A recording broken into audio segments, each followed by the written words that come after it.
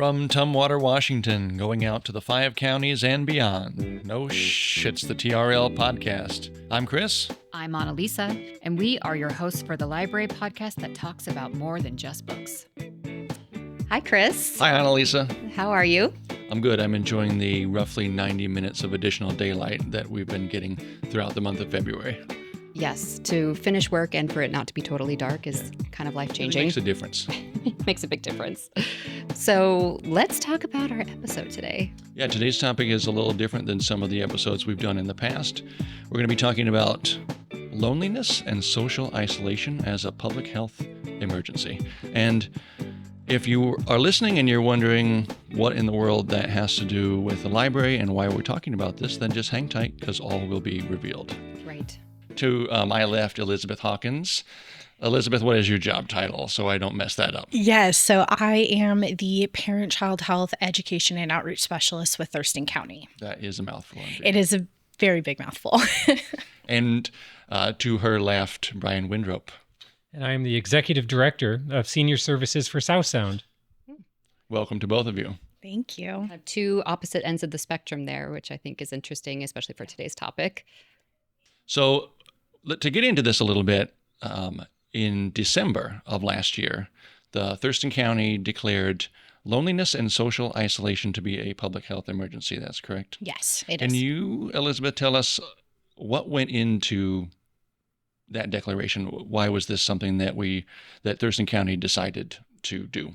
Yeah, so after the Surgeon General came out with a report in 2023 on social isolation and loneliness, a lot of the data was showing that even though older adults are being more impacted by social isolation and loneliness, we're finding that the younger generation, our youth, are being impacted twice as likely as older adults. And so that kind of led Thurston County to feel that this is something that we needed to jump on.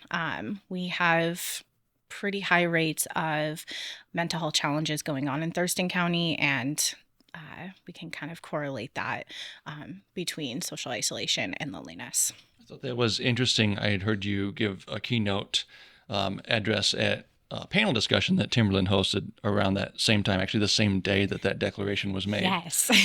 And I thought that was an interesting statistic that you shared as you were breaking out the percentages of the population who had self-reported frequently or always feeling lonely. Mm-hmm. And at ages 65 plus, I think was 10%. I wrote this down. And 18 to 29 was 23%, and 30 to 44 was 29%. So really, that's not how I would typically imagine that. Normally you would think of like seniors who are retired and may just be more isolated and lonely. And you would think that percentage would be a little higher, mm-hmm. But in fact, it's the younger population that is reporting that. Yeah. And I know some of the key factors of that is the digital age. More kids are online. They're not actually being in person. They're not doing social activities that, maybe I did when I was 15. Yeah, so 15 years ago. Wow. Everything has, for our younger generation, is definitely changing for social isolation. And Brian, from your perspective and your experience, do you view that the same way? Why it's reportedly less in seniors versus the younger generations? It's interesting, and I would like to say something about how this came about as well from the other perspective, right? There's the county perspective of what they received, but the origin story of it really in our county was that I, like many people, saw the Surgeon General report, and it struck me as just true. And this topic of isolation and loneliness is, to me, something that we've all known. It's not a new problem.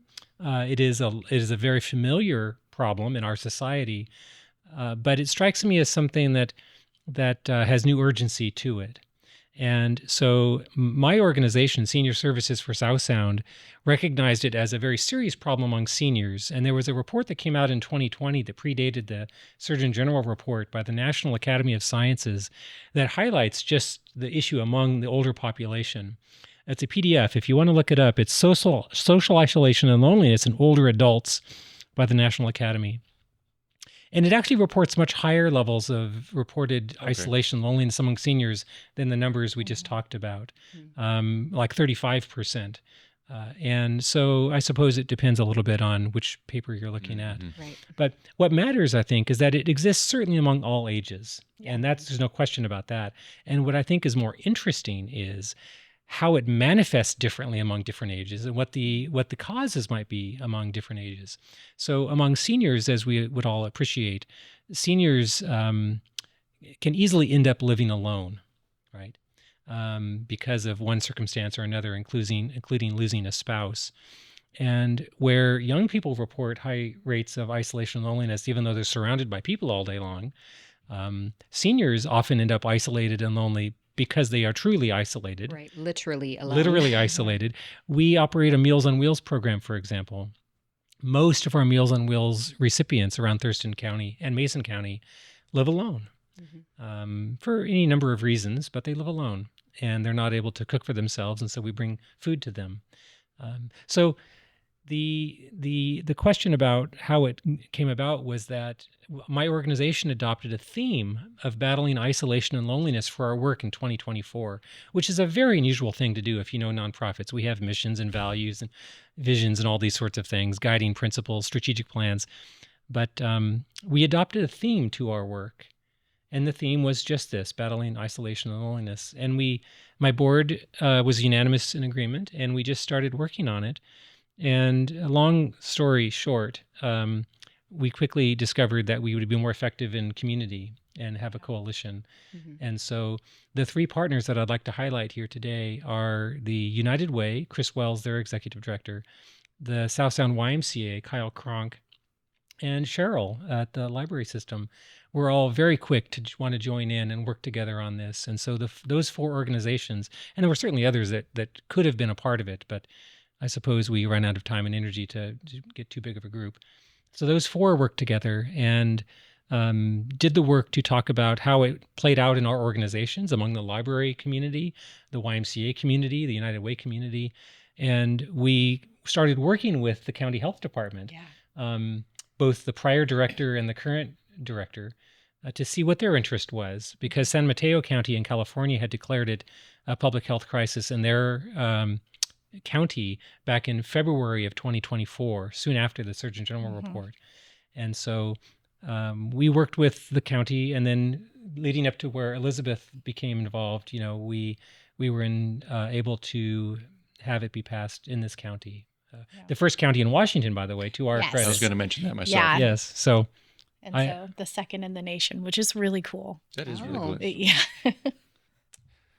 I will say, because you called out, Cheryl, our executive director here at Timberland, I think for us as a library system, it was so easy to kind of jump on this campaign because a lot of what we already do and provide to the community really speaks to this issue of kind of preventing isolation and loneliness. And it's from my understanding of the kind of services that South Sound or Senior Services for South Sound provides, I assume it's a very natural theme to work under. Can you tell me a little bit about kind of what you're already doing and how working on that specific theme has impacted the work? Or directed resources towards that. Yeah, it's a great question, and I think it actually is interesting from a community point of view around how this has come about. So you're right. At Senior Services, everything we do in our DNA is fighting isolation and loneliness. It's who we are since we were founded in 1973, right? I mean, what is the purpose of a senior center, if you think of it that way? We are much more than the Olympia Senior Center or the Lacey Senior Center, but if you just think of it as a senior center, what is their purpose? People get together to play games, do activities, whatever, take Tai Chi, and not be home alone and lonely, right? So you nailed it, that it is everything that we do. So what effect did the theme have? I think it gets honestly philosophical but practical as well. Anything we do that we do with intention is somehow changed by that intention. I think that if as an organization, what we found was that we imbued our conversations around the organization around isolation and loneliness. And so And I put together a task force within my organization of volunteers to help me think about it. And after the year, I can report back after the year that task force reported, and my staff have reported, that it actually literally changed how we did our work, how we talked to each other, because we were intentional about it. Right. It wasn't that it didn't change our mission or values. I mean, it's who we are, but it's incredibly powerful in life, right? When we have intention that way around whatever it is. Right. And in this case, it was isolation and loneliness. So, and I think that's what you might find has resonated with the library system, and certainly YMCA felt that way. And it didn't, and this is important, it didn't cost us anything. We didn't have to change our budget. We didn't have a different budget. We didn't spend any money differently. We didn't have any other money to spend on it. Exactly. We know how that is. Yeah, exactly. So we're a nonprofit. We live, balanced budgets and tight money. Delighted if we finish a year with a few $1,000s surplus. But we didn't have to have any different money, because one of the things you read in the reports is that one of the biggest challenges has been raising awareness, which we can talk about more later if you want. But we've succeeded, I think, in helping to raise awareness in the community and just being intentional about it, writing about it, talking about it. You're right. When you start thinking about it like that, it really does highlight the things that you're already doing in the context of fighting social isolation and loneliness.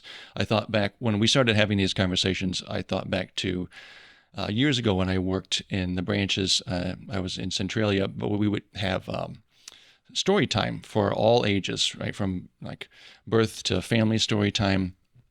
And something you would see particularly at the baby story time, it's like birth to 2 years old, as you get new parents show up with their, newborns essentially. And the program is, of course, ostensibly for, the babies to learn songs and rhymes and, interact with other babies. But the parents often didn't have social connections themselves. They might have moved to the area for work or for their spouse's work and didn't have kind of a familial network. And so they would come to story time at the library to meet other parents. And you see that for other age groups as well. It's like particularly notable among parents with like newborns. Mm-hmm. But that's something that we've been doing for years, and really I think speaks to this, like, here's what we're already doing that works to combat loneliness, that creates social connections. And we talk about that in the library, about like building community and connecting people. Mm-hmm. We do that in a lot of different ways, but now making, kind of partnering on this effort allows us to kind of talk about that more explicitly and draws our minds to these things that we're already doing. And, how can we expand that? How can we do more of this? Mm-hmm. So I think that's, kind of where we're coming from on this issue. I think it also aligns with, when I describe the library, I'm describing it as a community hub. And I think that that's not how everybody thinks about the library, maybe, especially if they're not going to the library that much. They think of it as books. Mm-hmm. And I think of it as a community hub that doesn't require anything of you to be there. And I would argue when you're talking about story times that, especially with very young children, it really is more for the parents than it is for the babies, right? It is for the parents because, and this, you can probably speak to this in the work that you do, but, I think when you're raising a family, there is this myth of a village. We always hear about the village. It takes a village to raise a family. It takes it, and then everyone's saying, well, where's the village? Mm-hmm. And I think that is really comes in with the social isolation and loneliness. So, which, reading about, kind of preparing for our talk today, apparently there is a difference between the two terms. Yes, there is. Could you speak to what the difference is between social isolation and loneliness? Yeah, definitely. So social isolation is kind of about you don't have a lot of people to talk to. You don't have like this social connection. You're not going out and doing things in your community. Loneliness is more about the feeling. So you could be around a whole bunch of people, like all of us right now, but you could still feel lonely. Being socially isolated is you literally have nowhere to go. You're not going to the library. You're not using your community resources, that kind of thing. I think it is different for everyone, especially in different demographics and generations of, how they're feeling socially isolated or like what that means to them. I know like my little sister, she'll probably not be happy that I'm mentioning her on this, but she has told me that she feels really socially isolated because all she does is go to work and then come home. She doesn't have, this network of friends or co-workers to be able to exist outside of the home, if that makes sense. Well, I mean, it sounds like kind of the numbers that you both have are different when you're comparing different, the older generations and younger generations. But it did, when you're talking about the difference between those two words, it makes me think, just going off of the numbers that you presented, where perhaps an older generation is more socially isolated, but reporting less loneliness, this might sound, I don't know, because maybe they're more used to that versus maybe a younger generation who is actually around quite a few people. But, there's a lot of different kind of perception being reality. Yes, I guess, so they're reporting that they're, lonely more often, but they're actually surrounded by more people. But a question I have for both of you, because I think it's easy to correlate, this loneliness and socialize with the pandemic. But something tells me that it predates the pandemic. Yes. And is that correct? Absolutely. Absolutely. Yeah. And I think we might have gotten ahead of ourselves in not talking so much about why this even matters. Yeah. Why are we even talking about this? Why are we even talking about this? I'd like us to back. hear what Elizabeth says too. It's not new from the pandemic. The pandemic exacerbated it, no doubt. But my gosh, who here has not had a family member who was lonely back in the day, and you just thought it was a bummer? Oh, it was a bummer to me that my Aunt Margaret, who we all loved, was alone. She lost her husband and she was living alone, and she told us she was lonely. There's nothing new about loneliness, in the world, certainly. But the reason we've come to learn and care so much about it is the research that's been done over the last 20 years or so that shows that only 20% of people surveyed understand that it's bad for their health. But it is as bad for our health, identifying as lonely, as bad for our health as smoking almost a pack of cigarettes a day. Yeah, I thought that was a really interesting little data point there. Yeah. Increases our chances of heart disease, stroke, dementia, High blood pressure. high blood that pressure. kind of thing. It is bad. It is as bad for our health as other things that this is interesting in the report. It's as bad for our health as other things we do, and yet it is far more common. Far more people are lonely and isolated than are smoking. Right. And it's as bad for your health as smoking a fair amount of cigarettes. It's far more people identify as lonely and isolated than are actually obese, grossly obese in our society, which we know is not good for your health. So it's prevalent, but misunderstood. Prevalent, but ignored, essentially, or written off. Do you think it's that prevalence that makes it easier to ignore? I mean, because it's so common in society, I think we can point to certain destructive behaviors, say, heavy drinking or smoking a pack of cigarettes a day, like that specific behavior, that's clearly bad for your health. But I think we just kind of, or would you say it's fair to say that prevalence makes it sort of fade into the background? It's like just part of everyday life. Well, I don't know. Don't you think that we were in the same place with smoking and other things in the past? That's a fair point. I was born in 1968. I'm not concerned about my age. So, and so I grew up in the 70s as a young person. And I clearly remember in my public school classroom when they were doing anti-smoking education and showing us the pictures of the black lungs and all of that. And I grew up in a household where both my parents smoked, 3 or 4 packs a day. Yeah, same.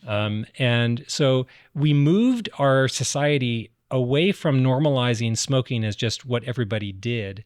And I think not to overstrain this metaphor, but we think we need to move our society away from having normalized loneliness and isolation to get us to the point where we're not going to stamp it out, but that we take it seriously. We discourage it. We take actions to prevent it. Yeah. It's not just okay.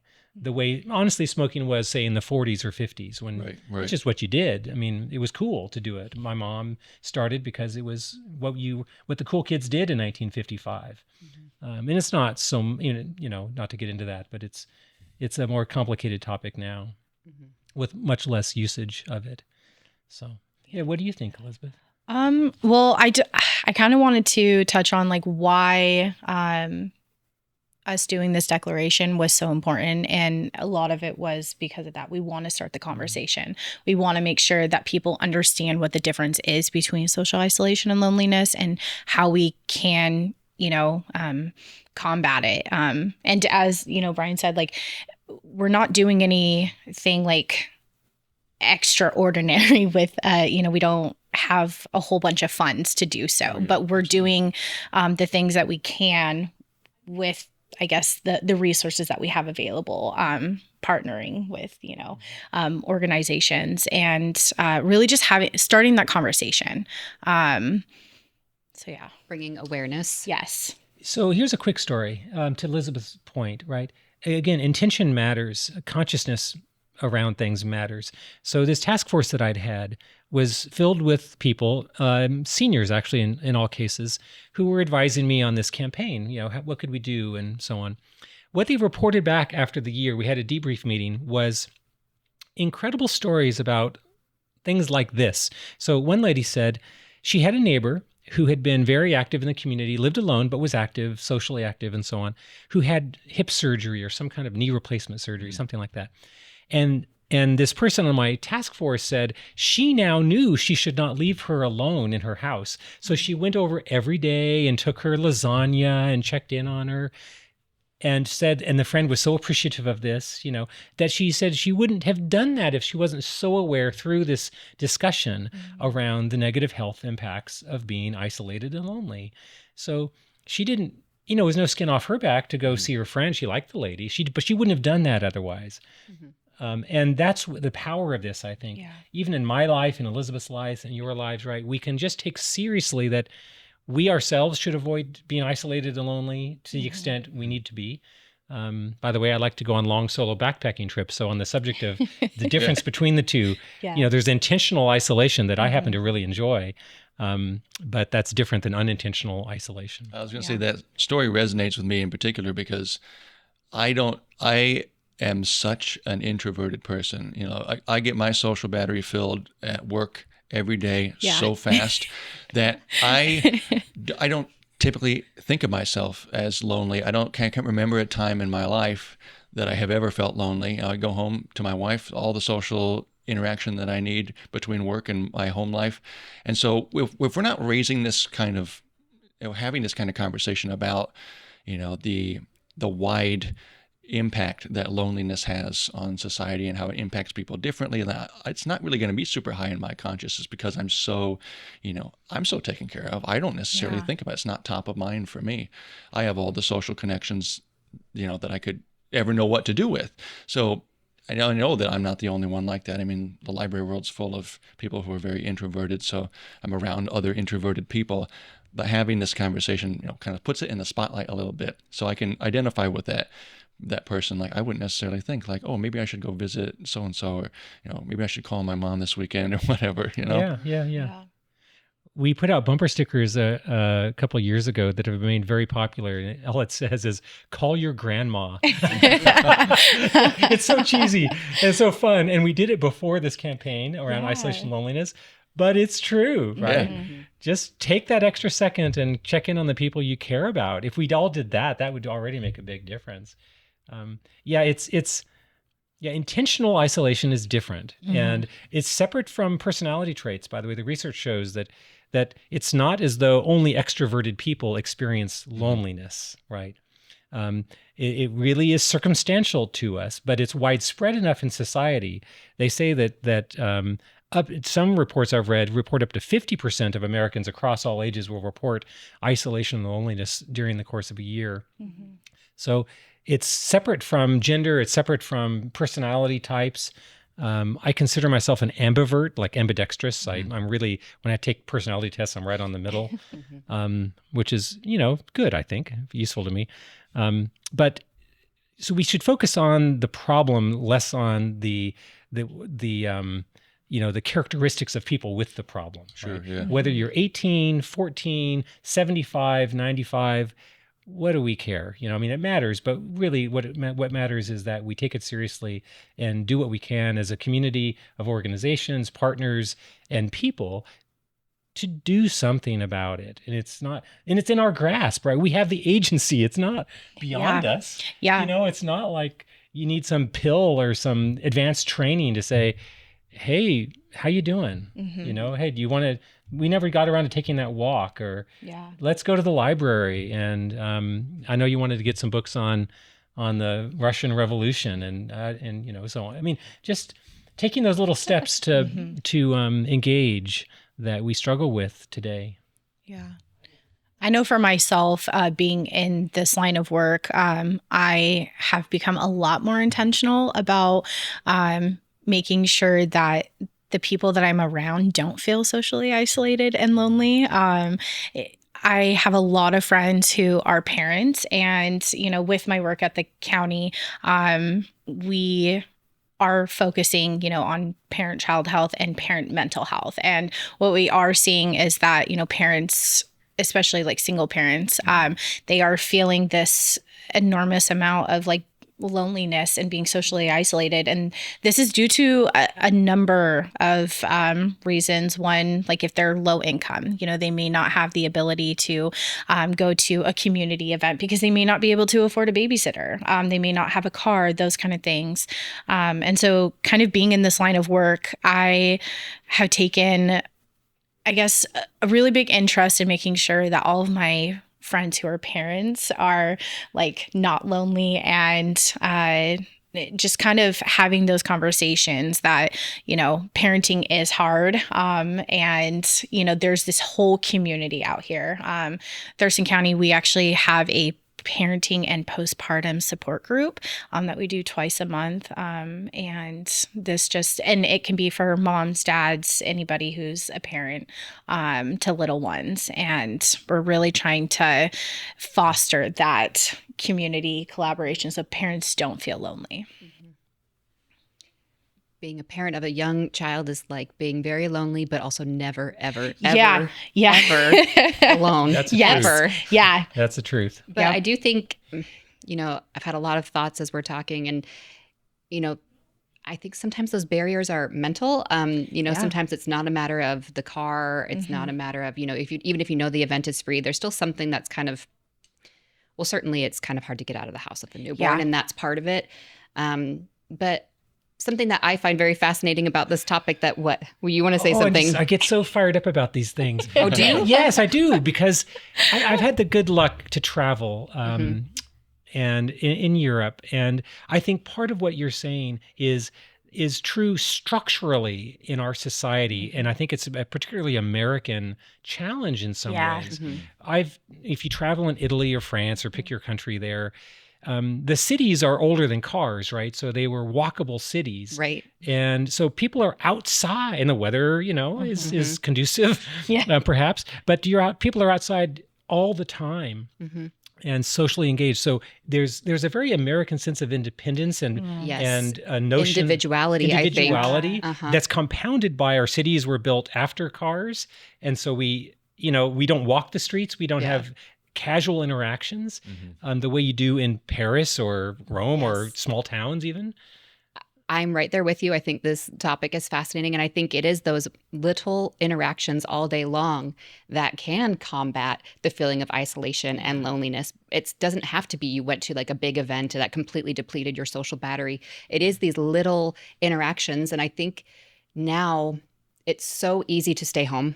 And like you said, there is that feeling of I should be able to figure things out myself. And that I think is a big part of the problem. And it is so easy to stay home. And so Like you can just pick up your groceries without going in.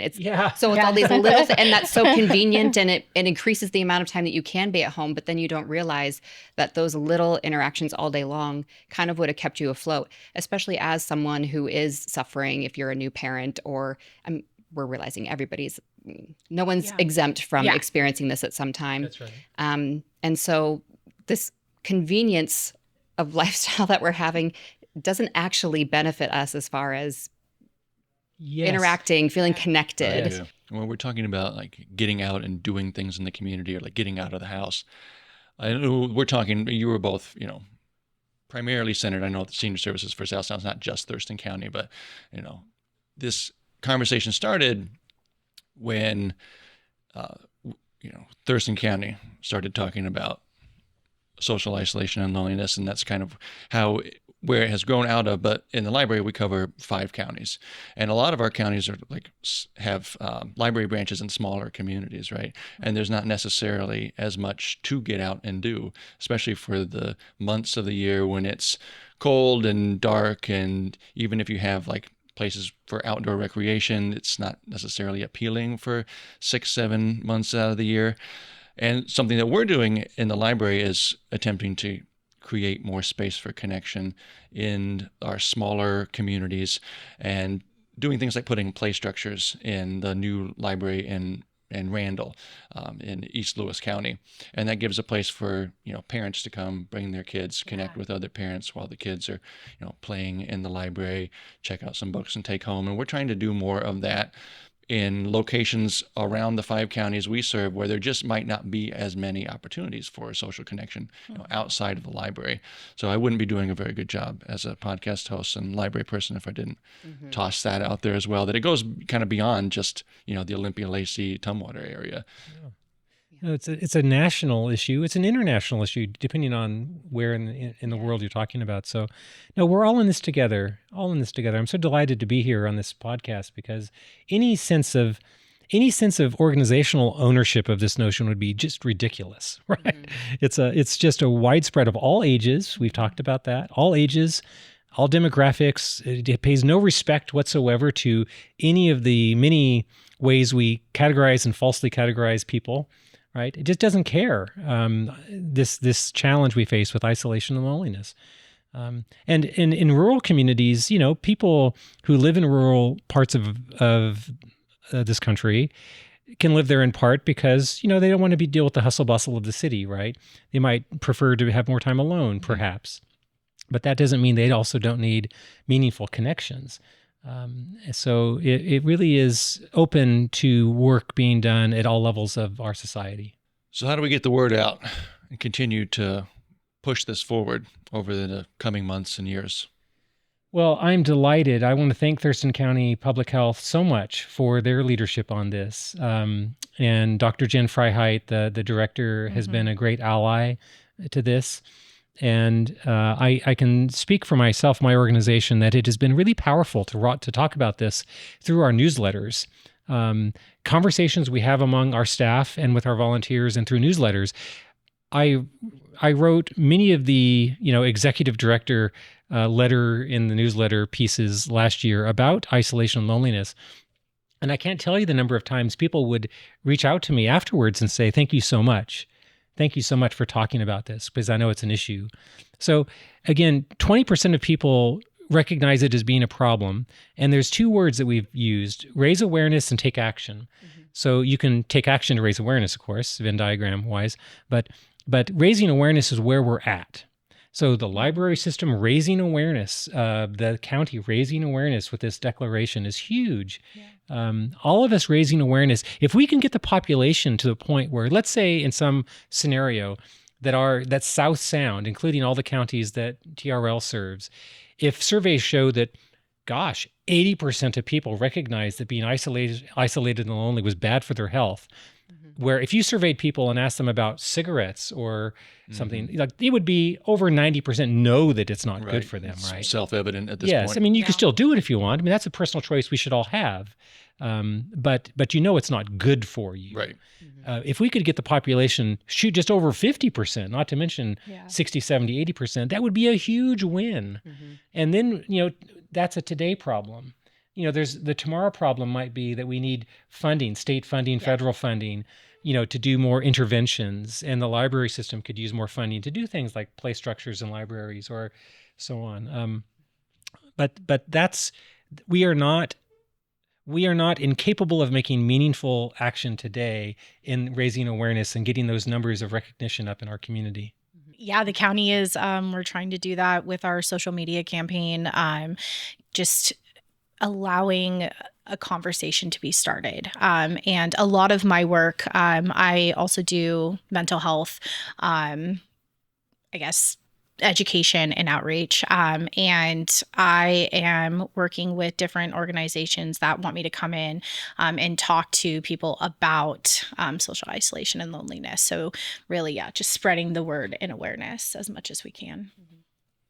I think from the library side of things, like I said earlier, this is a very easy campaign to jump on because everything that we do almost has something to do with fighting isolation and loneliness. And we do programs where basically we like to talk about ourselves as a third place. Mm-hmm. So it's not home, it's not work, it's a place where you can be and you don't have to spend money, you can connect with other people or just be around other people, whether that's through programming or through, using one of our meeting rooms for a community group, just start your own thing that if we're not already offering it, that sort of thing. So we found in our recent strategic planning process that there's a lot of stuff that we are already doing that people don't know about. Like, what would you like the library to offer? It would be great if you had, Wi-Fi access at the library. And we've had that for decades. So welcome to 1999. It's really, this is the kind of thing that we're setting out to do, at Timberland, is just raise awareness of the stuff that we're already offering, that your tax dollars already go to pay for. Mm-hmm. And a lot of it speaks to exactly this issue and gives you a space for social connection. Mm-hmm. So it's a really easy thing to do. And the more people that can, tune into that and use the library, the better off we'll be. Yeah. I would want to add on to that because a lot of what you're describing is, come to us, come to the library. We also have Anywhere Library, which is mobile library services where our, they're not really bookmobiles, quote unquote, are coming to community sites. They are going to senior centers. They're going to, anywhere that community can gather, and oftentimes, most of the time, places where it's hard for people to get to a branch. And so I just want to add that there, that it's not always that you have to come to us, although I, really hope you do and know everything it is that we have to offer. But we are also going to people who can't make it to us and trying to make an impact that way as well. That's huge. Yeah, thank you so much for what the library does. Yeah. I, as a child growing up, the library was my refuge, safe place. Same. Place of stimulation So it's very, very important to me. I'm an active library fan and user. I think it must be said that we live in a complicated world. We live in a world that has all sorts of stressors as well.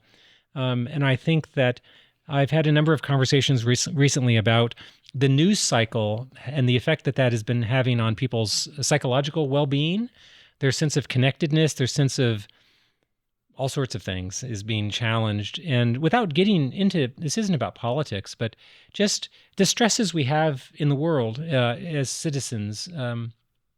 And one of the most effective ways to combat those stresses that we have worried about what's happening in the world is togetherness. Mm-hmm.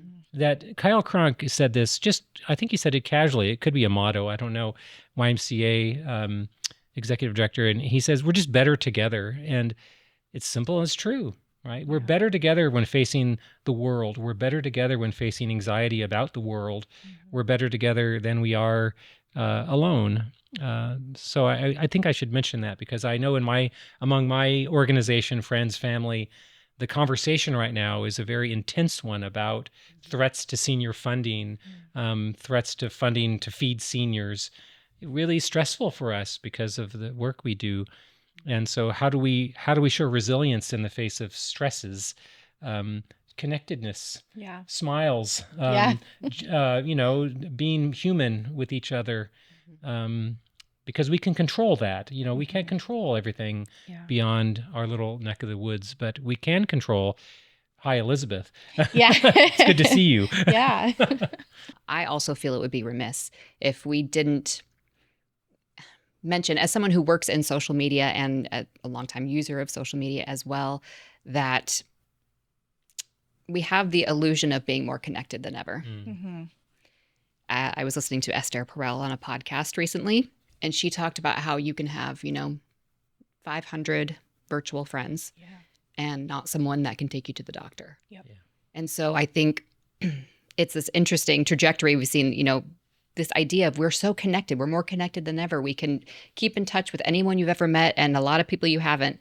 And at the same time, the feeling of loneliness and isolation, experience of isolation is at the same time going up. So I think it's, you talk about the way that we combat, kind of the stresses that we're feeling. And I think a lot of that is in person connectedness, because connecting online is not the same. And not to say that it doesn't have value, but I just felt I would be remiss if I didn't mention that social media does play a role in this, I do feel. Yes, I wouldn't at all disagree. I hear you on that and feel the same way. Mm-hmm. I have 2 boys, young adults, and they have both grown more distant from their social media. They don't use my older son, who's all of 24, he just doesn't do social media really anymore, which is crazy, he that he made that choice. But he just prioritizes human relationships, which is wonderful. I mean, I'm delighted that he's doing that, but it strikes me as odd. And my younger son, who's in college up at Western, is only a sophomore, so he's 20 now. Mm-hmm. And he doesn't use social media anything like what he did in high school. Mm-hmm. So there might be a glimmer of transition happening among some people. I think for certain generations, yes. And it's such a large conversation. I would love to do a podcast entirely about social media, honestly, maybe we will, because I do think I am seeing that, but I am seeing it different amongst the generations about how you engage with social media, how you utilize it, what platforms you use. So I love to see it, though. I love to see younger generations value real interaction, real human connection above interacting with a stranger that you maybe have never met, or just someone that you don't have a true relationship with in real life. Well, like I said before, I think as we're nearing the end here, I would just emphasize that call your grandma. Call your. That's a great one to end on right there. Call your grandma. If you're listening to this, call your grandma. Talk to your friends. Call your grandma. Just engage with the people you love and the people you work with, and so as much as you need. So yeah, we have, again, power and agency to do something about this. We don't have to look to Washington D.C. or any other place to find the solutions to this. It's within our grasp, and that's a good thing. That's an empowering thing, I think. Yeah, definitely. I think if we can fill our cup, I think we can fill other people's cup. I take ballet classes at the Parks and Rec, and it has been my favorite thing. I've done it for 3 sessions now, and it really has helped me feel more connected to people, but also to my community. Like, I am part of a community, and it's really great. And so that allows me to kind of feel this empowerment to go out and do my job and make sure that people are not feeling socially isolated and lonely, because I'm not feeling that. Well, I don't think we're going to be able to sum it up any better than that. I want to thank both of you for being on the podcast today. And I do want to plug the panel discussion that we had on exactly the same topic back in December, right after Thurston County made the declaration. And if you want to listen to Brian and hear Elizabeth's keynote address and hear from some other community partners, that is recorded and on TRL's YouTube channel. Look for Moving Forward Together. That's the title of that presentation. So check that out on our YouTube channel if you want to learn more about that. Otherwise, be sure to call your grandma. Thank you both. Thank you so much. Thank you for joining us on today's episode. Don't forget to follow or subscribe on your preferred podcast platform. Your feedback helps us improve and reach more listeners. You can find us on Facebook, Instagram, and TikTok at Timberland Library. If you have any questions or comments, you can email us at trlpodcast@trl.org. Original music is by our very own librarian and talented musician, Stefan, at the Yelm Branch. Until next time, stay curious, stay inspired, and keep the conversation going. Thank you for being a part of the TRL community.